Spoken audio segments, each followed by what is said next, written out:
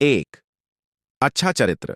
शास्त्र कहते हैं कि दैवीय शक्तियां सिर्फ उसकी ही मदद करती है जो दूसरों के दुख को समझता है, जो बुराइयों से दूर रहता है, जो नकारात्मक विचारों से दूर रहता है, जो नियमित अपने इष्ट की आराधना करता है या जो पुण्य के काम में लगा हुआ है। यदि आप समझते हैं कि मैं ऐसा ही हूं, तो निश्चित ही दैवीय शक्तियां आपकी मदद कर रही हैं। आपको बस थोड़ा सा इस बात पर ध्यान देने की जरूरत है कि आप अच्छे मार्ग पर हैं और आपको ऊपरी शक्तियां देख रही हैं। 2. ब्रह्म मुहूर्त।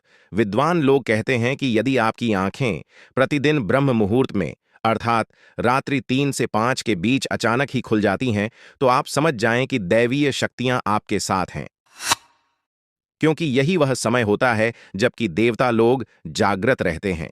यदि आप अपने बचपन से लेकर जवानी तक इस समय के बीच उठते रहे हैं, तो समझ जाएं कि दैवीय शक्तियां आपके माध्यम से कुछ करवाना चाहती हैं, या कि वे आपको एक अच्छी आत्मा समझकर यह संकेत दे रही हैं कि अब उठ जाओ। यह जीवन सोने के लिए नहीं है, आपको दुनिया में बहुत कुछ करना है। यह भी कहा जाता है कि सत्व गुण प्रधान लोग इस काल में स्वतः ही उठ जाते हैं। आयुर्वेद के अनुसार इस समय बहने वाली वायु को अमृत तुल्य कहा गया है। यह अमृत वेला होती है। कहते हैं कि इस काल में दुनिया के मात्र 13% लोगों की ही नींद खुलती है। 3. सपने में देव दर्शन।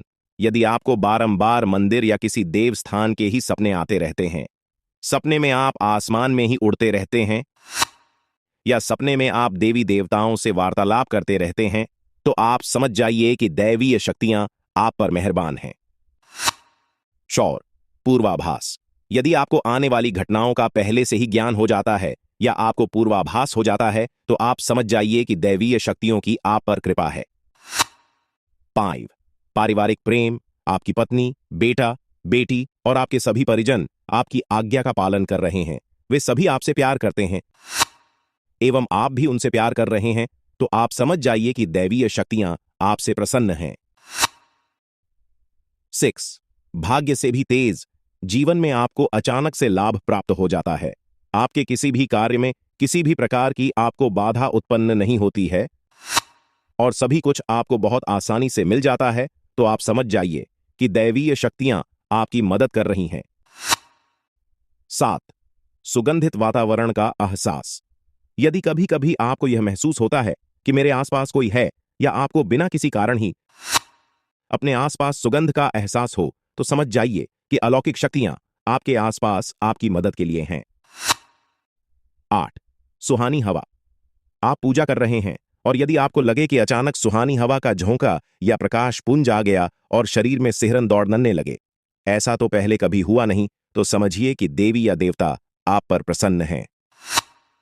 9. ठंडी हवा का घेरा। भूमि पर रहते हुए भी कभी कभी आपको यह एहसास हो कि मेरे आसपास बादल या ठंडी हवा का एक पुंज है जिसने मुझे घेरा हुआ है, तो आप समझ जाइए कि अलौकिक या दैवीय शक्ति ने आपको घेर रखा है। ऐसा अक्सर बहुत ज्यादा पूजा पाठ करने वाले व्यक्ति के साथ होता है। 10. रोशनी का पुंज।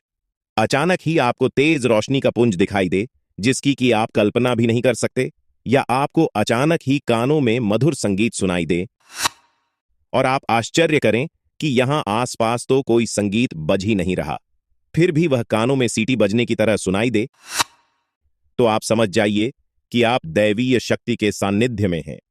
ऐसा अक्सर उन लोगों के साथ होता है जो निरंतर ही अपने इष्ट देव का मंत्र जप कर रहे होते हैं। 11.